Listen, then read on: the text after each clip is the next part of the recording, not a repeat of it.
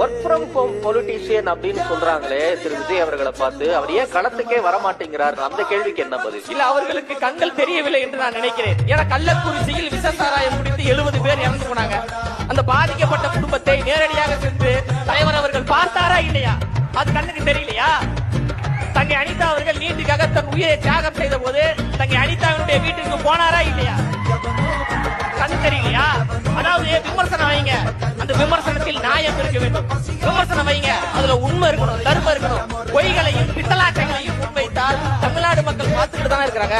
இப்ப தமிழ்நாடு மக்கள் திமுகவும் வேண்டாம், அதிமுகவும் வேண்டாம், தமிழக வெற்றி கழகத்தை நாங்கள் நம்பி வருகிறோம் என்றால் எங்கள் மீது நம்பிக்கை வச்சிருக்காங்க.